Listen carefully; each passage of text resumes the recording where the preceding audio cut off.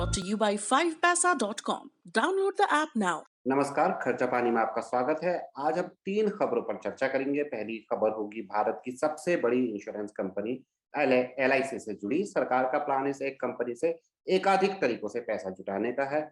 IPO के अलावा वो दूसरा तरीका कौन सा है, अंशुमन जी से जानेंगे। दूसरी खबर नागरिक उड्डयन मंत्री द्वारा राज्यों से किए गए एक अनुरोध को लेकर है, जिससे एयरलाइन इंडस्ट्री को बूस्ट मिलने की बात कही जा रही है। तीसरी खबर के बारे में अंशुमन जी बताइए। दरअसल 3 खबरों पर हम चर्चा कर रहे हैं और तीसरी खबर यह है कि सरकार कंपनियों के लिए एक नए तरीके के इंस्ट्रूमेंट पर काम कर रही है। वो इंस्ट्रूमेंट जिसके जरिए कंपनियों को आसानी से कर्ज मिल सकेगा। अभी तक हम कॉर्पोरेट बॉन्ड से फाइनेंशियल गारंटी की बात करते हैं, but insurance regulatory development authority और सरकार ने मिलकर एक दूसरे इंस्ट्रूमेंट की बात की, जिस पर हम इस चर्चा के अंत में आएंगे। पर जो सबसे पहली और सबसे महत्वपूर्ण खबर है वो एलआईसी से जुड़ी हुई है।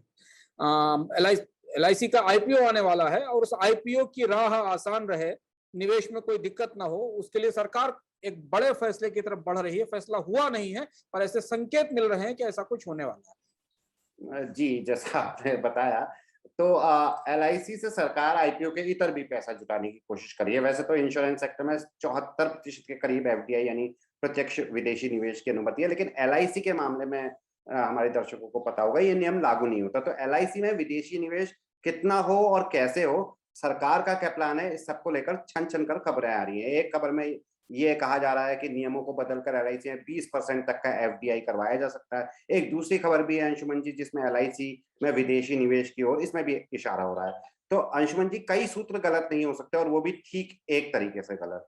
तो एफडीआई का क्या मामला है? दर्पण, जैसा हम लोग चर्चा लगातार करते रहे हैं कि एलआईसी का आईपीओ सरकार का के लिए सबसे बड़ा दांव है पिछले 2 साल का। पिछले साल भी सरकार इसे नहीं ला पाई थी, सिर्फ विनिवेश की दृष्टि से ही नहीं, क्योंकि सरकार को बड़े पैमाने पर पूंजी और पैसा चाहिए इस मंदी के दौर में, बल्कि एलआईसी को आधुनिकीकरण करने के लिए, उसे बदलने के लिए और उसे बाजार में सूचीबद्ध कराने की दृष्टि से भी सरकार ने काफी बड़े के स्टेक्स बहुत हाई हैं।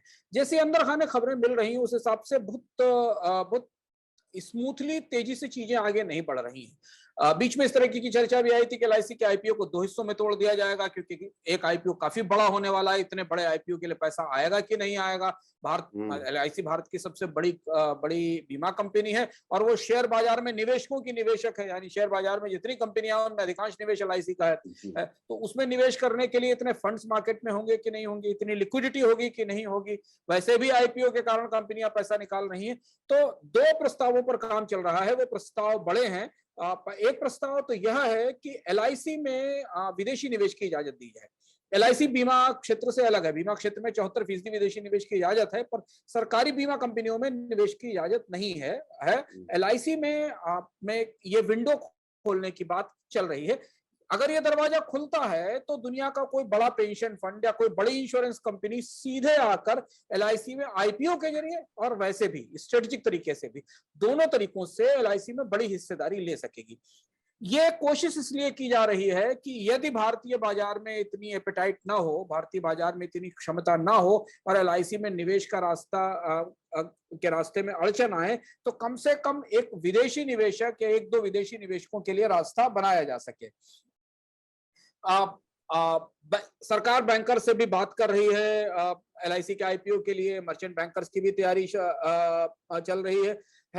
जो चर्चा आ रही है उस हिसाब से करीब करीब $261 बिलियन के आसपास की वैल्यू एनालिसिस से निकल कर आई थी, जो एलआईसी की वैल्यू हो सकती है। अब अगर एफडीआई खुलता है एलआईसी में जो कि और एलआईसी में सीधे किसी विदेशी इंश्योरेंस कंपनी को स्टेक लेने की छूट मिलती है, चाहे वो आईपीओ के जरिए आकर ले या सीधे ले, तो ये एक बड़ा बदलाव होगा भारत के इंश्योरेंस सेक्टर में। और यहां से एलआईसी प्राइवेट कंपनियों और बाकी इंश्योरेंस कंपनियों के समकक्ष बराबर आ जाएगी। अभी जो बाकी निजी कंपनियां हैं, चाहे आप विदेशी निजी का इंश्योरेंस कंपनियां हो या भारतीय बैंकों के साथ चल रही इंश्योरेंस कंपनियां हो, उनमें विदेशी निवेश की छूट मिली हुई है। तो इस घटनाक्रम पर हमारी नजर करीब से बनी रहेगी, क्योंकि इस साल का सबसे बड़ी वित्तीय हलचल, वित्तीय घटना एलआईसी का, life insurance corporation of India का आईपीओ होने वाला है, जिसे सफल बनाने के लिए सरकार हर किस्म की कोशिश में जुटी हुई है।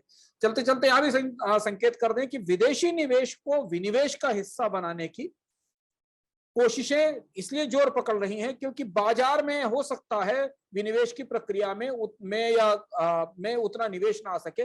दर्शक याद करेंगे कि बीपीसीएल के साथ भी बीपीसीएल में भी कैबिनेट ने इस प्रस्ताव को मंजूर किया था कि पेट्रोलियम सेक्टर की इस कंपनी में अगर कोई एफडीआई लेकर आएगा तो भी उसको हिस्सेदारी लेने की छूट मिलेगी। अंशुमन जी, नागरिक दूसरी खबर की ओर को चलते हैं। नागरिक उड्डयन मंत्री ज्योतिरादित्य सिंधिया ने राज्यों से एटीएफ पर वैट कम करने की रिक्वेस्ट की है। एटीएफ मतलब एयर टरबाइन फ्यूल या ईंधन एयरक्राफ्ट का, और वैट मतलब वैल्यू एडेड टैक्स। ज्योतिरादित्य का मानना है कि इससे हवाई यात्राएं सस्ती होंगी और एयरलाइन इंडस्ट्री को एक बूस्ट मिलेगा। अंशुमन जी, राज्यों पर बड़ा भार आ जाता है कई बार, फिर वो जीएसटी हो या वैट। ये बड़ा दिलचस्प मांग या सुझाव दिया है। टैक्स तो सेंट्रल गवर्नमेंट लगाती है बड़े पैमाने पर जो जितने भी एक्साइज और कस्टम्स जैसे टैक्स हैं वो सेंट्रल गवर्नमेंट के हैं। उसके बाद उसके ऊपर वैट राज्य सरकारें लागू करती हैं। एटीएफ जो है वो कंट्रोल्ड मैकेनिज्म से बाहर है, यानी एटीएफ की प्राइसेस, एविएशन टरबाइन फ्यूल की प्राइसेस अंतरराष्ट्रीय बाजार से संचालित होती है।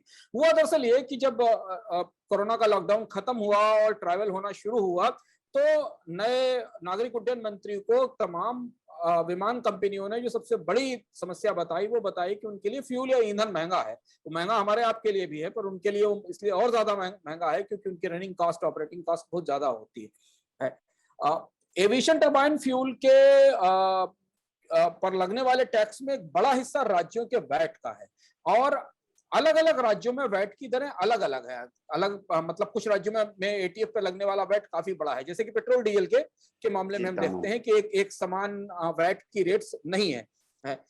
अब अगर आप अंतरराष्ट्रीय बाजार में कच्चे तेल की कीमतों की पैरिटी से देखने की कोशिश करें तो जब $66 $65 के आसपास या उससे नीचे के लेवल के ऊपर कच्चे तेल की कीमत है तो एटीएफ भारत में सस्ता होना चाहिए, पर वो ऐसा होता नहीं है क्योंकि उसके ऊपर वैट और बाकी टैक्सेस लगे हुए हैं। सिंधिया का कहना यह है, जो कि नागरिक उड्डयन मंत्री हैं, उनका ये कहना है राज्यों से कि राज्य सरकारें थोड़ा नुकसान उठाने की कोशिश करें, थोड़ा सा एटीएफ पर अपना टैक्स कम करें जिससे कि विमानन कंपनियों की लागत कम हो सके। कितनी राज्य सरकारें इसे मानेंगी ये पता ये स्पष्ट नहीं है, लेकिन उन्हें समझाने की कोशिश की जा रही है कि इससे ट्रैफिक बढ़ेगा, इससे टूरिस्ट बढ़ेंगे, इससे विमान कंपनियां किराया कम कर सकेंगी और अर्थव्यवस्था में बढ़ोतरी आएगी। अगर इस पूरी खबर को बड़े पर्सपेक्टिव में समझें दर्पण, तो जो पेट्रोल की कीमतों की पूरी दुविधा है वो सरकार में चारों तरफ फैली हुई है। ये केवल हमारे आपके पेट्रोल डीजल की या एलपीजी की कीमतों से भी जुड़ी हुई नहीं है, बल्कि पूरी जो बास्केट है पेट्रोलियम फ्यूल्स की, जिसमें एविएशन टरबाइन फ्यूल भी शामिल है, उसे लेकर जो टैक्स का ढांचा, असंगत ढांचा है देश के भीतर राज्यों और केंद्र का, वो हर सेक्टर में हर जगह जो इसका इस्तेमाल करते हैं उनके लिए मुसीबत बन रहा है। अंजुमन जी, तीसरी खबर थोड़ी टेक्निकल है, जो कहती है कि सरकार इंश्योरेंस बॉन्ड को भी बैंक गारंटी के विकल्प के रूप में एक्सप्लोर कर रही है। इस खबर का निहितार्थ जानने से पहले मैं ये भी जानना चाहूंगा अंजुमन जी कि इंश्योरेंस बॉन्ड का क्या मतलब है और इसे बैंक गारंटी के विकल्प के रूप में यूज करने का क्या मतलब है। अब वित्त सचिव ने इसी हफ्ते इस बात का संकेत दिया था कि केंद्र सरकार कंपनियों को इस बात की इजाजत देगी कि वो बैंकों से लोन लेने के लिए या प्रोजेक्ट में इन्वेस्टमेंट करने के लिए फाइनेंशियल गारंटी या बैंक गारंटी के बजाय के साथ सिक्योरिटी ब्रांड उनको बोलते हैं या इंश्योरेंस बॉन्ड्स का इस्तेमाल भी करें। ये एक नए किस्म का इंस्ट्रूमेंट है जिसका इस्तेमाल भारतीय बाजार में नहीं होता है। IRDAI ने, जो इंश्योरेंस रेगुलेटरी डेवलपमेंट अथॉरिटी है, उसने भारत के बीमा उद्योग को प्रोत्साहन देने के लिए सरकार को एक प्रस्ताव भेजा था, एक रिसर्च पेपर भेजा था। उसमें ये कहा था कि सिर्फ बैंक गारंटी को ही नहीं बल्कि इंश्योरेंस बॉन्ड्स को भी एक इंस्ट्रूमेंट के तौर पर इस्तेमाल किया जाना चाहिए। हम इनका फर्क समझें तो हमें समझ में आएगा। जब कंपनियां कोई कारपोरेट बॉन्ड जारी करती हैं या किसी बैंक से गारंटी लेती हैं तो वो इस बात की गारंटी होती है कि अगर कंपनी ये काम पूरा नहीं कर पाई तो बैंक उसके बदले पैसा चुकाएगा, जो कि बैंक की गारंटी होती है। कोई कारपोरेट बॉन्ड अगर हम जारी करते हैं तो कंपनियां बाजार को गारंटी देती हैं कि निर्धारित समय पर इसका कर्ज चुका सकेंगी। जो सिक्योरिटी बॉन्ड है या जो इंश्योरेंस बॉन्ड है वो एक और तीसरे प्लेयर को इसमें लेकर आते हैं जो इस पूरे रिस्क को इंश्योरेंस का कवर देता है। और यहाँ पर एक और चीज महत्वपूर्ण जो इसके साथ जुड़ जाती है कि इसमें डिलीवरी भी जोड़ी जा सकती है प्रोजेक्ट को पूरा करने की, समय पर काम पूरा करने की, कि समय पर चीजें चुकाने की, और उसी की गारंटी उसके साथ दी जाती है। तो वित्त सचिव का संकेत इस तरफ था कि सरकार कंपनियों को इस बात की इजाजत देगी कि वो अपने परियोजनाओं के बदले में सिक्योरिटी बॉन्ड या इंश्योरेंस बॉन्ड जारी कर सकें। आरबीआई से इस पर कंसल्टेशन चल रहा है। इंश्योरेंस रेगुलेटरी डेवलपमेंट अथॉरिटी इसका पूरा प्रस्ताव बनाकर केंद्र सरकार को भेज चुकी है, और जिस प्रस्ताव में ये कहा गया है कि अगर भारत में बैंक गारंटी और फाइनेंशियल बैंक गारंटी और कॉर्पोरेट बॉन्ड के साथ इसे भी बढ़ोतरी दी, इसे भी आगे बढ़ाया जाए, तो सिर्फ डिफॉल्ट के रिस्क ही कवर नहीं होंगे, बल्कि इंप्लीमेंटेशन समय पर हो जाए, परियोजनाएं समय पर पूरी हो जाएं, इसकी गारंटी दिलाने में भी ये बॉन्ड मददगार साबित होंगे। तो ये था आज का खर्चा पानी। हम कल फिर हाजिर होंगे, तब तक के लिए विदा। शुक्रिया अंशुल जी। धन्यवाद।